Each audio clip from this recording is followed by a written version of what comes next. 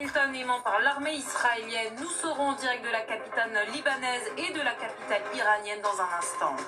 Et cette nuit, l'ambassade américaine à Riyad et une base militaire au Bahreïn frappée, Donald Trump promet d'intensifier rapidement ses opérations en représailles. L'Occident tout entier pourrait-il être entraîné dans le conflit? L'envoi de troupes américaines au sol possible, tout comme une participation de l'Europe. Et c'était une des conséquences économiques de la guerre au Moyen-Orient, l'envolée des prix du gaz. Quel impact sur votre facture? Réponse dans cette édition. Débutons votre journal donc avec cette double opération qui est en cours selon les mots de l'armée israélienne et dont nos équipes ont été témoins à la fois au Liban et en Iran. Voyons des images d'abord au Liban, ces explosions, ces bombes qui tombent sur la capitale libanaise. Peu avant, un appel à évacuer massif a été lancé dans le sud de la capitale. Nous allons retrouver dans quelques instants notre envoyé spécial sur place. Autre image aussi à Téhéran, où là encore l'armée israélienne mène des frappes massives sur la capitale iranienne. Le dernier bilan fait état d'au moins 555 morts dans le pays. Autre information majeure de cette nuit, l'armée américaine affirme avoir détruit des postes de commandement des gardiens de la révolution iranienne. Et quelques heures seulement après des frappes sur une base militaire américaine au Bahreïn et sur l'ambassade des États-Unis à Riyad, Donald Trump a promis des représailles et de venger la mort de 6 de ses soldats. Esther Abitbol. À Riyad, l'ambassade américaine visée par un incendie. Cette nuit, ce site sensible a été attaqué par 2 drones iraniens sans faire d'importants dégâts. À 1500 km de là, à Amman, l'ambassade américaine vient aussi d'être évacuée. Une mesure préventive face à la multiplication des alertes depuis plusieurs heures. L'Iran riposte et cible son ennemi juré, les États-Unis. Un peu plus tôt dans la journée, au Koweït, l'ambassade américaine a aussi été visée. À Oman, ce pétrolier américain a été touché par un missile. Mais toutes ces attaques n'ont pas été un succès. En Irak, hier après-midi, ce drone a été abattu puis neutralisé au-dessus du consulat américain. Face à la menace iranienne, Washington appelle aujourd'hui ses ressortissants à quitter le Moyen-Orient. Un Moyen-Orient qui s'embrasse très largement ces dernières heures. Oui, avec cette question, combien de temps pourrait durer le conflit? Donald Trump estime être nettement en avance sur le calendrier prévu et se dit prêt à envoyer des troupes au sol. L'Europe pourrait également y prendre part. Les précisions de Capucine Diaz. Donald Trump se disait hier prêt à envoyer des troupes au sol en Iran. Selon le président américain, les États-Unis ont les capacités nécessaires pour une guerre plus longue que les quelques semaines évoquées par Donald Trump. Nous avions projeté 2 à 5 semaines pour la durée des opérations. Mais nous avons la possibilité d'aller au-delà. Après la frappe de drone qui a visé cette base française aux Émirats arabes unis, Paris renforce son dispositif militaire dans le Golfe. Dans ce contexte-là, notre priorité, je l'évoquais hier, c'est la sécurité de nos ressortissants, évidemment de nos emprises militaires, diplomatiques, des ressortissants qui vivent ou font séjour dans ces pays partenaires. Dès le lendemain, le ministre des Affaires étrangères Jean-Noël Barrot réaffirmait que la France se tenait prête à défendre les pays frappés par l'Iran. Notre priorité absolue va à la sécurité des ressortissants français et de nos emprises. Le gouvernement britannique, lui, autorisait hier les États-Unis à utiliser la plupart de ces bases de façon défensive. Il est clair que la réponse scandaleuse de l'Iran est devenue une menace pour notre peuple, nos intérêts et nos alliés, et elle ne peut être ignorée. Mais Londres l'assure, ces bases à Chypre ne seront pas utilisées par les États-Unis. Retournons maintenant au Liban, à Beyrouth, qui était le théâtre d'opération de l'armée israélienne ces dernières heures. Oui, en effet, un appel à évacuer massif a été lancé auprès des habitants. On va retrouver en direct sur place Arthur Saradin. Arthur, on le voit sur ces images de ce matin, des images impressionnantes. Vous pouvez nous raconter ce qu'il se passe et quelles sont les dernières informations dont vous disposez? Bien bien, ce qui s'est passé, c'est que ces dernières heures, l'armée israélienne a en fait bombardé toute la banlieue sud de Beyrouth, d'est en ouest.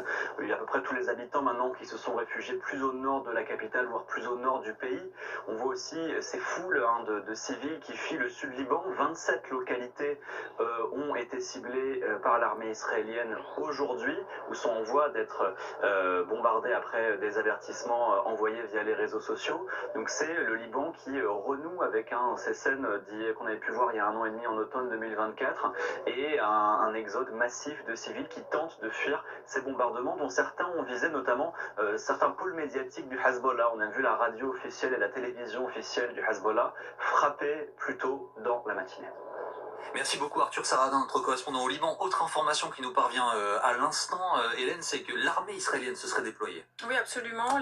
L'armée israélienne qui dit a opéré dans le sud du Liban et qui s'est positionnée à plusieurs points dans la zone frontalière pour en quelque sorte renforcer sa défense. Il parle de posture de défense avancée, renforcée. Voilà. Donc la 91e division qui serait déployée dans le sud du Liban pour opérer ces mouvements de défense. Autre information, et nous allons tout de suite à Téhéran, c'est qu'on aurait des explosions très fortes sur la capitale iranienne. Oui, puisque Israël a annoncé ce matin mener une opération simultanée à la fois à Beyrouth, on vient d'en parler, et aussi à Téhéran. On va retrouver Siavosh Ghazi, correspondant France 24 RFI depuis Téhéran. Siavosh, vous avez entendu il y a quelques instants des explosions autour de vous.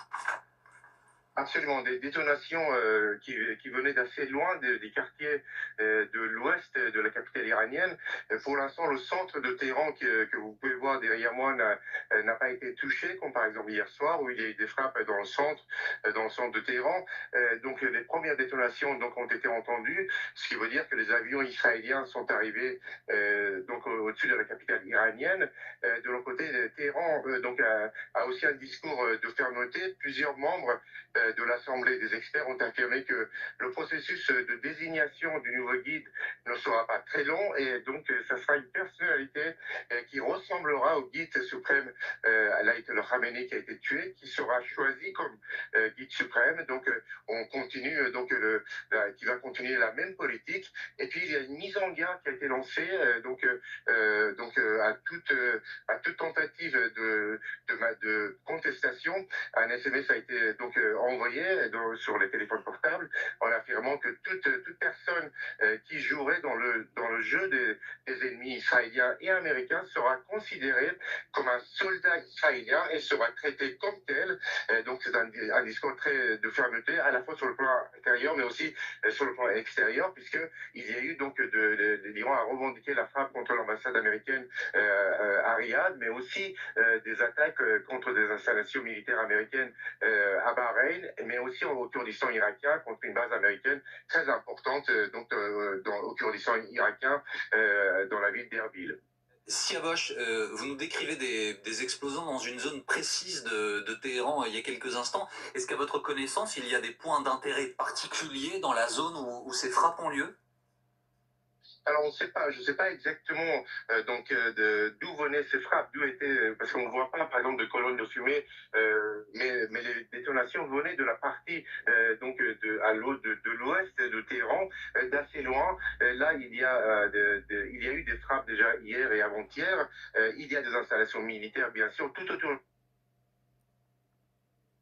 On a été touché, on ne le sait pas, puisqu'il n'y a pas eu d'informations plus précises ou de confirmation dans les médias iraniens.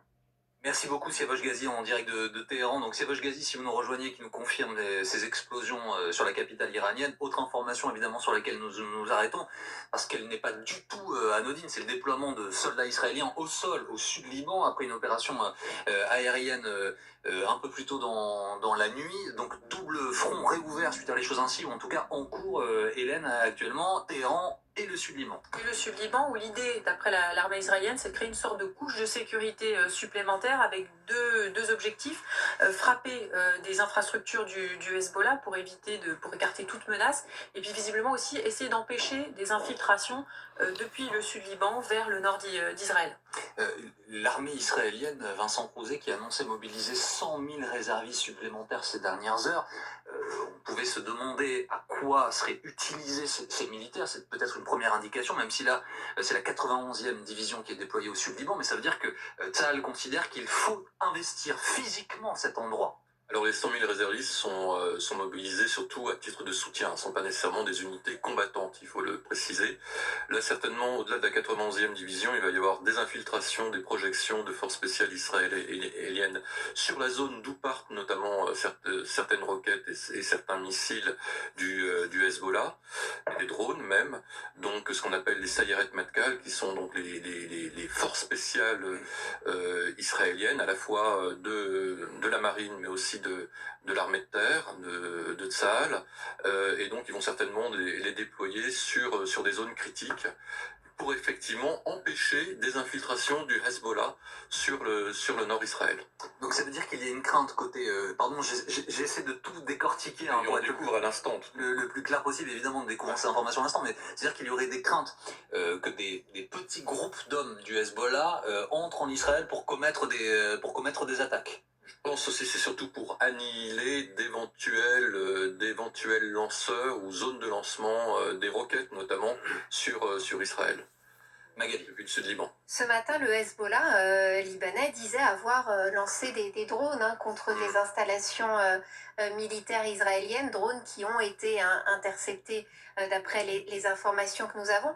Mais c'est vrai que l'armée israélienne explique depuis ce matin qu'elle mène ces deux fronts en même temps. Et c'est vrai que sur l'Iran, on a attendu un petit peu, mais on voit ces explosions qui ont lieu à Téhéran avec des objectifs du régime qui sont visés d'après le communiqué de l'armée israélienne.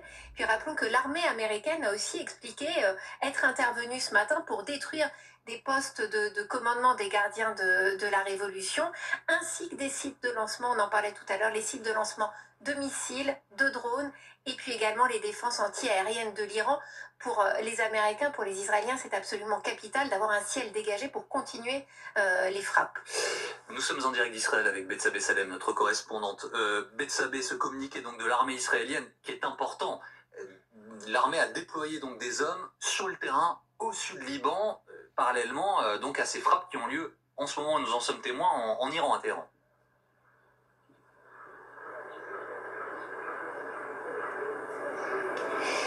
Oui, c'était un scénario qui était tout à fait envisagé au sein de l'armée. Pourquoi? Parce que en fait, depuis le ciel, l'armée israélienne peut viser, vous savez, des lanceurs de missiles, des entrepôts de missiles, mais il y a des opérations qui nécessitent effectivement des opérations terrestres, une entrée physique sur le terrain. Alors vous parliez d'un risque d'infiltration. Disons que ce risque d'infiltration, il a presque été réduit à zéro quand il y a eu les opérations contre le Hezbollah il y a environ un an. Il y a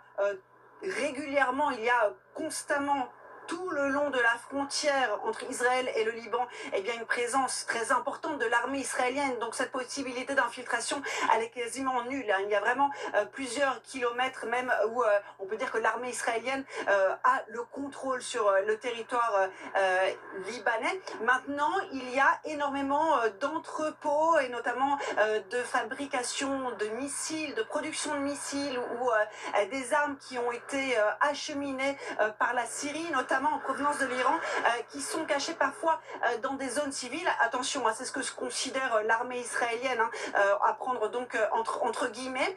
Et donc, quelquefois, il va falloir rentrer sur le terrain. Si vous avez par exemple un entrepôt d'armes ou des armes qui sont cachées entre deux bâtiments civils, cela nécessite peut-être la participation de soldats à pied et non pas de l'armée de l'air qui entraînerait des destructions et des dégâts en termes de pertes humaines aussi.